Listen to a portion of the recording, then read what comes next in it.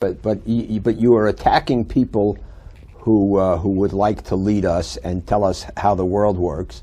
No, they don't want to tell us how the world works. They want to take over the decision for us. They don't tell the parents how they ought to teach sex education to their children. They put this material in the schools behind the backs of the parents with instructions not to let the parents see it.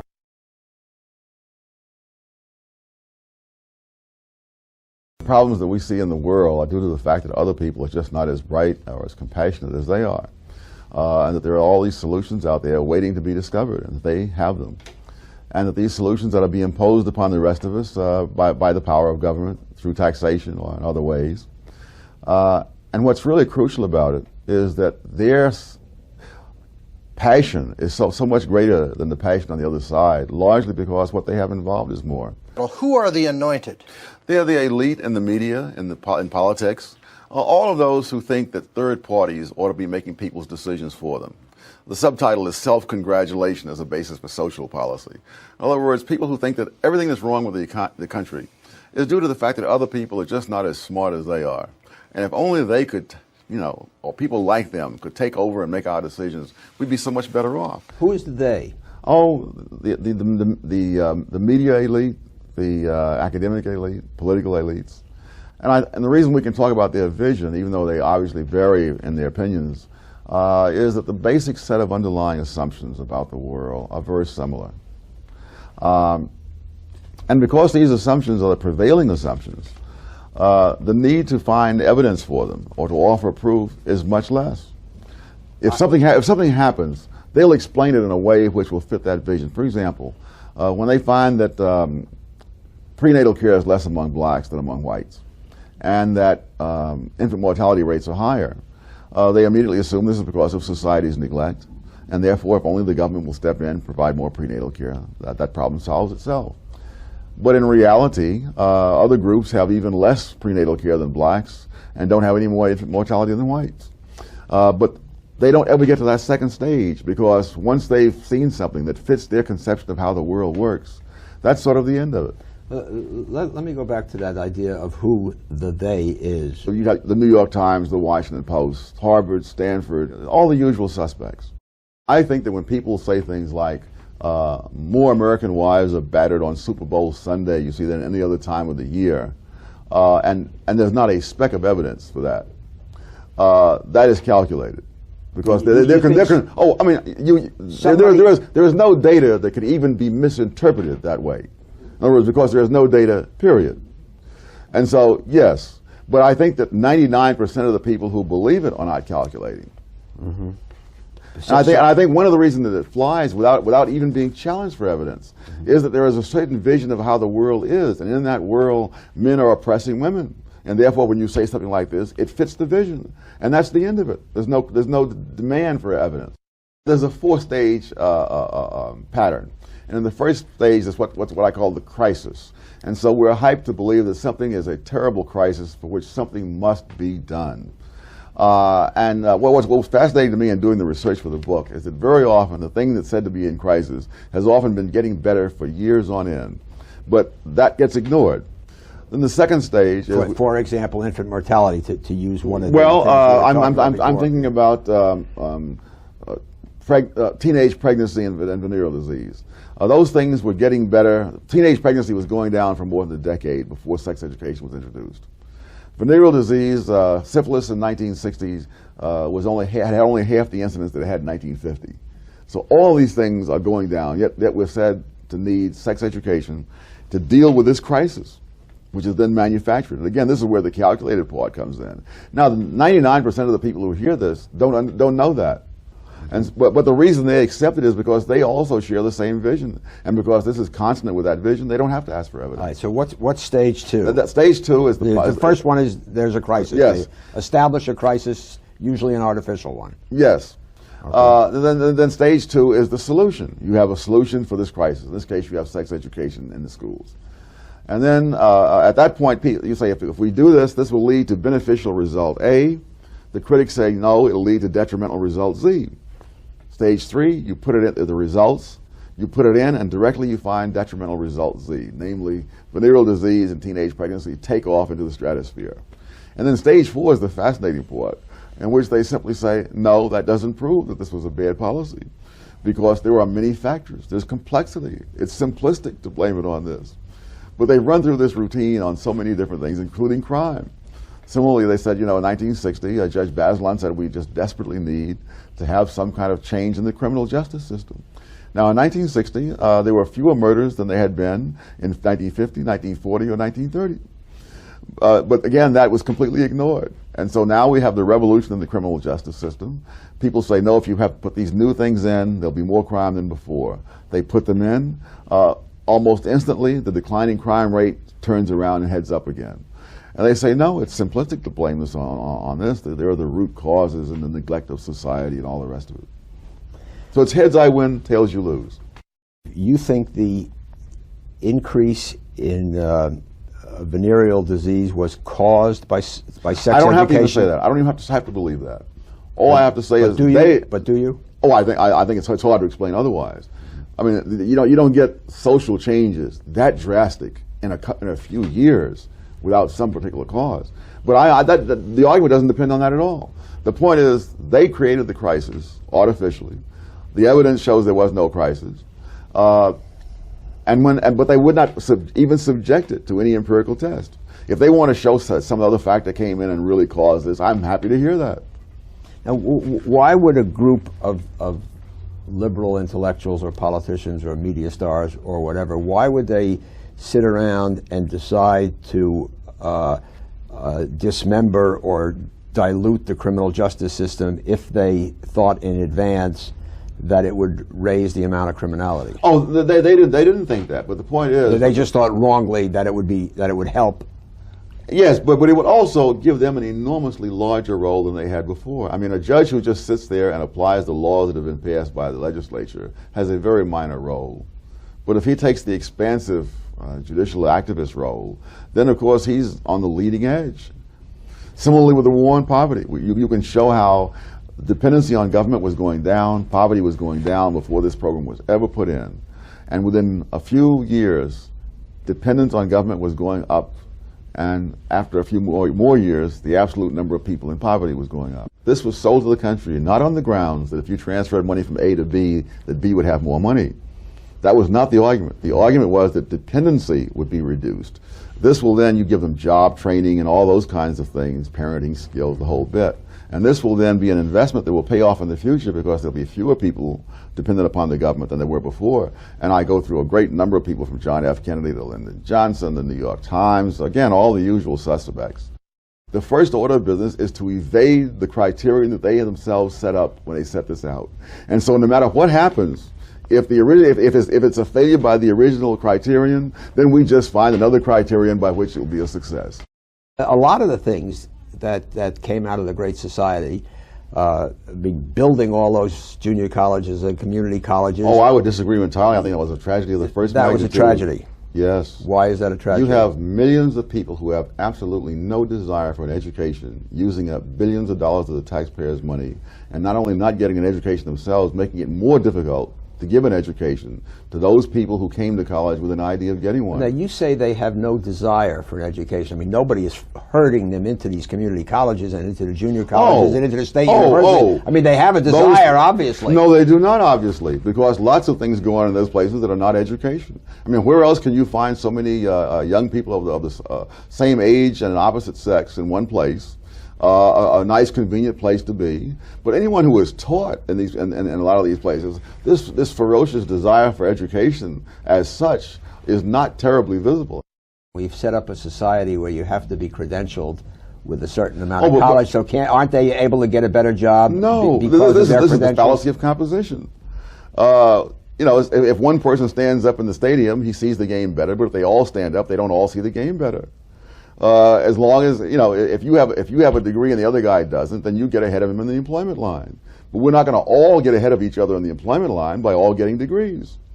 We have to get more people into the education system because that's the way to compete, and we look at the data and we see that the people with more education are earning more money than ever before relative to the people with less education. That's all a fallacy of everybody standing up in the stadium. People who fly on the Concorde, kids who've flown on the Concorde undoubtedly will make more money than kids who've only gone on buses. That does not mean if we put a lot of people on the Concorde, we're going to raise the national income. You can't blame the crime rate on the fact that there's more poverty. There's less poverty. There's more affluence. It's not due to foreigners because, as you say, we've won the Cold War.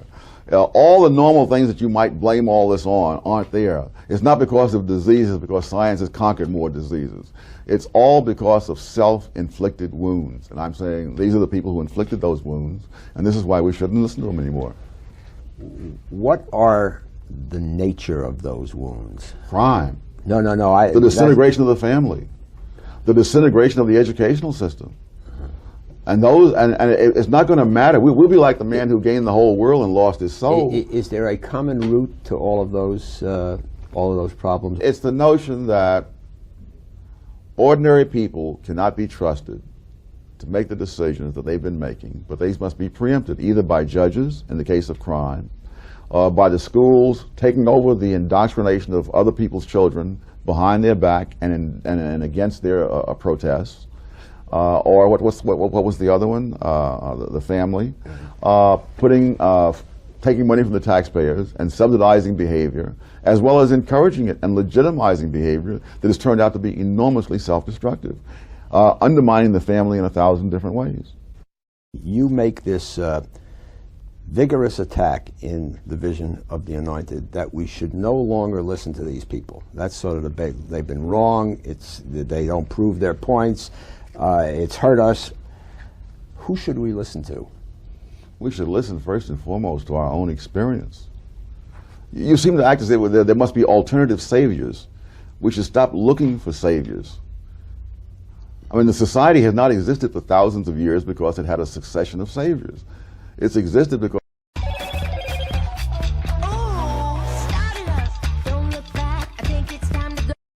it has institutions and processes through which people can realize their own goals. No, I understand that, but you are attacking people who would like to lead us and tell us how the world works.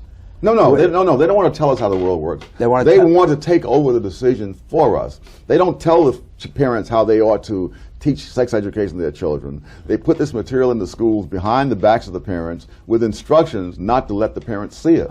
But in early America, didn't this sort of educated class make the decisions for everybody? As far as governmental decisions, yeah. But the government itself didn't make the decisions for everyone. Now, you can't decide where your kid's going to school. You can't decide whether or not they can move a halfway house for drug users next door to you or whatnot. It's out of your control. The government decides That's that right. stuff. The government decides too many things. They decide also how your children are to be raised. You may have an idea about at what age children should be introduced to sex, and in what manner, with what kind of moral commitments. You mean as a parent? As a parent, yes. The schools have taken that over. By the time you even think about it, they've already had years, of showing. They're passing out condoms to these kids. Passing out condoms is not even the half of it. They're showing motion pictures of naked couples engaging in sex, both homosexual and heterosexual, in the 7th grade. And if you complain about it, that's considered to be censorship. You can't pull your kid out of school and say they don't have to put up with this stuff? I guess you could, no. But you'd be... Well, if you have a private school to put him in, but you have compulsory attendance laws, and if you don't have the money for private schools, then you're stuck. Where did this country get off the track and decide that the federal government should make most of our decisions? Well, it started to some extent in the New Deal, but I think the 1960s is sort of the golden age, if you want to put it that way, of this whole mindset. And that's what the book's about. It's about a mindset. It's not about a series of policies, but of showing how in policy after policy, those who think a certain way will try to take over other people's decisions. How do you characterize the liberal philosophy today from the conservative philosophy? Oh, that's a tough one. I guess the main thing about the liberals, again, is that they think a program will do it. If there's something that they don't like in the society, you have set up a program and that will solve the problem. I think one of the words they use a lot is solutions. And I argue here and elsewhere that there are no solutions. There are just trade-offs. So, for example, when Ralph Nader launched his attack against the Corvair many years ago, he said it's an unsafe car and it has these safety problems and those safety problems. And in some respects, he was correct, not all. But the fact is, there were other things that a Corvair would do that made it safer than other cars. And on net balance, it was as safe as the rest of them. Are you saying there are no solutions to our problems as Americans? There are no solutions to anybody's problems. There are trade-offs. You know, safety is a classic example. Every year, so many hundreds of thousands of people are vaccinated against measles, smallpox, those kinds of things. Now, this saves several hundred lives, it's estimated.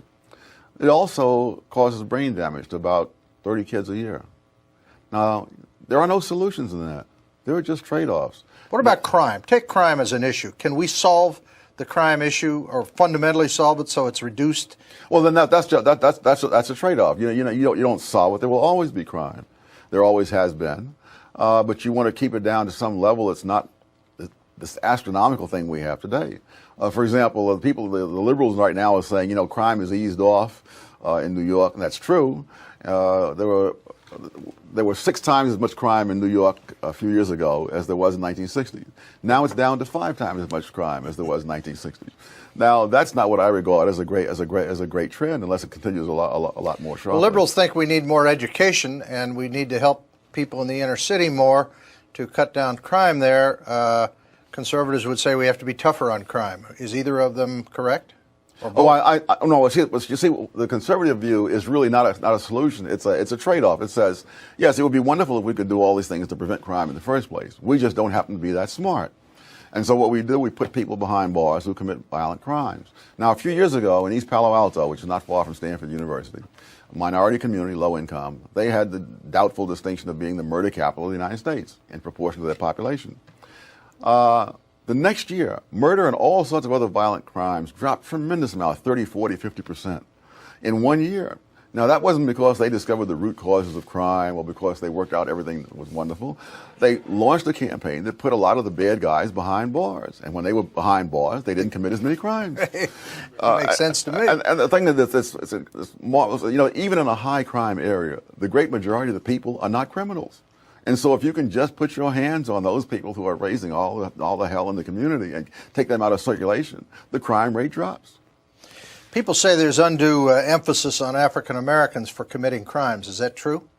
Ed Koch wrote in a column here that the population is 25% African American in New York. 62% of the crimes are committed by African Americans. Is that and he says I haven't checked these figures, but yeah, throughout the world, this is not unusual. Throughout the world, people are disproportionately represented in all kinds of different things. And it's true, obviously, in basketball. It's true in all kinds of other things. The main thing is not to keep people out of jail because they're one race or another, because when you do that, the people who are going to suffer the most will be the black community. Where are you on affirmative action? Against. Why? Well, you can only do one of two things. You can either just judge people individually, or you can judge them by groups. This whole notion that you're going to come out with a compromise, I would defy anybody to come out with a compromise on that. You're going to do one of those two things. Now, you can pretend to be doing other things, but that's all. You've seen these tragedies on the news. It seems to happen on a weekly basis. All you're going to do it. Those are the only two choices you really have in the end. Again, the people who are the anointed think of this as a symbolic issue, and they want to be on the side of the angels. They don't ask, what are the consequences? Now, I've studied affirmative action programs around the world. One of the consequences is that those people who are more fortunate in the group that has the preferences, those people take the lion's share of the preferences. Very often, those at the other end of the scale, the poorer people, actually fall further behind. That's true of blacks here. It's true of Malays in Malaysia. It's true of various groups in India. And there are reasons for that. You can say you must have certain proportion. Nothing is easier than for an employer who might otherwise locate, let's say, in the Bronx, to locate out in Provo, Utah, where he will be not near any black people, and therefore he will never have lawsuits, and the jobs will be in Provo, and people will wonder, why don't people, here have more jobs? It never seems to occur to liberals that other people are not blocks of wood, that when you set up certain incentives, they will react to them in certain ways. And when they do that, the result may be the opposite of what you set out to do. How do the anointed refer to people they don't agree with? All sorts of ways, but I think the main thing is they believe that you're not merely in error but in sin. In other words, they can't believe that you're just mistaken. You must have sold out. You must be something warped about you. You guys are for the rich. You guys only care about the rich guys. Answer that. How do you respond? Liberal says conservatives only care about rich people. Well, one of the things I go into in the book is that the whole notion of rich is ridiculous. That most Americans don't stay in the same income bracket, even for 1 decade. So the same guy who is, quote, rich now was 20 years ago probably in the bottom 20%. I mean, I was on a cruise recently, luxury cruise, and the guy said, you know, if someone had told me when I was growing up that I would end up on a cruise like this, I would have said, get real, man. You know, that very few people are in that same income bracket the whole time. Right. The genuinely rich and the genuinely poor, I would estimate to be no more than 3% of the American people. Really? Put together. Really? Yes. Genuinely poor. Now, I'm seeing numbers like when they were talking about health care, they said, 30 million people couldn't afford it or something? That's several million of those were making more than $50,000 a year. So it's not, see, this is one of the things the Anointed do. They never believe that people make choices. There are people who have the money. They prefer to put that money into a BMW rather than into a lot of young people didn't want health care. They were betting on their health. Absolutely. And then this allows them to buy more stuff they want to buy. So it's not a question that they couldn't afford it. It's a question they don't choose to spend the money. What about mean-spirited? Conservatives are mean-spirited. They're bigots. They don't like people. Well, you know, one of the things I tell people say, you know, you're a very tough person. I'm not tough. Life is tough. I'm merely trying to acquaint you with those facts. You know, back in the 60s, Lyndon Johnson announced a war on poverty. Am I wrong? But there are more poor people. I mean, in other words, today than there were then, yes. Yeah, there are more poor people. Yes. I mean, this was a hell of a war. We lost it, apparently, because for the last 30 years, we've been dumping money into these poverty programs. Oh, absolutely. Where's the money go? Oh, it supports a whole industry of people who run those programs, who talk about those programs, research those programs, bureaucrats, and so on. Doesn't help poor people. No. The tragedy, you see, is that the Anointed really want to make symbolic statements. And running these programs makes those symbolic statements. They don't really care if in the wake of affirmative action, for example, companies start locating away from minority communities so they don't even get involved in legal action. They don't care about that. They've made their statement on the side of the angels, and that's what's important. Have you ever debated Jesse Jackson? No, I haven't. Is that because, would you like to, or would he not want to do that? I have no idea. You'd be willing to, I assume. Oh, maybe. I don't know. You think that's too much showbiz? It is. You know, there are people who go and do this, and I'm doing less and less of it. And I tell them the story of an African boxing champion who fought an Irishman in St. Patrick's Day in Dublin. And he lost his title on what the sports writers called a questionable decision. Yes. And so you have to know what forum you're talking about. Right. I saw Shelby Steele on with him, and I said, you know, if Jesse Jackson and Shelby Steele each had to present a 2-hour lecture to an audience with an average IQ of 120, Shelby would wipe him out. But if they had 5 seconds each on Donahue, it would be Jesse Jackson all the way. Right. So everything depends upon the forum. Is Jesse Jackson good for African Americans or not? He's not. Good for himself. Good for himself. And that's true of most ethnic leaders in most groups, in most countries, in most periods of history. That what will serve his interest is to keep people paranoid, dependent upon him, dependent upon government. What will serve their interest is typically just the opposite. That's pretty interesting. So you're saying that the leaders, whatever group, leader, wants the people to be poor and dependent on them as opposed to dependent on themselves. Oh, absolutely. And you see this in the greatest cynicism in the academic world, where in many places, black organizations on campus have a say on who gets admitted. And they have turned down blacks with excellent credentials, both as students and as faculty members, for that very reason. Who are the mascots of the Anointed? You talk about the mascots of the Anointed. They're people whom they choose to back and whose rights are supposed to override other people's rights. The homeless are a classic example. I'm appalled when I see people out there in the street giving money to the home. I mean, able-bodied men. I think one of the classic pictures to me was in San Francisco when there was this able-bodied white man out in the street begging, and there's this black lady coming along there, very modestly dressed, like she didn't have, but she's stopping to open her purse to give him some money, you know. And I thought, good heavens, have we really come to this? And we've been brainwashed by the Anointed into thinking this is what we ought to do. What do you say to guys who bum money off of you? Not all of it can be repeated on the air, but the fact is they don't get any money. They don't. And people who complain now about all these people begging in the street, there's a simple answer. Don't give them money, and they won't be in the street. When you wrote this, what were you trying to accomplish with the book, and did you do it? Were you nailing liberals for 30 years of social policy? What were you trying to say? I was trying to reveal the thinking behind that, the kinds of assumptions, the kind of world that exists inside their mind, and therefore why those assumptions are so dangerous in the long run. It's not just the policies mentioned in that They book. think they're better than everybody else. Oh, absolutely. There's no question. And that's what makes them dangerous. Even all the policies that are mentioned there, 20 years from now, those policies may not be the policies we're concerned about. But that mindset will still be there. And what makes them tremendously dangerous is that facts that contradict what they believe are simply ignored or evaded. Where does the press fall into this as the Anointed Group? Are they part of the Anointed? Oh, absolutely. They're a major part of it, because one of the reasons that people don't get many of the facts that go against what's believed is that the press doesn't choose to publicize those facts.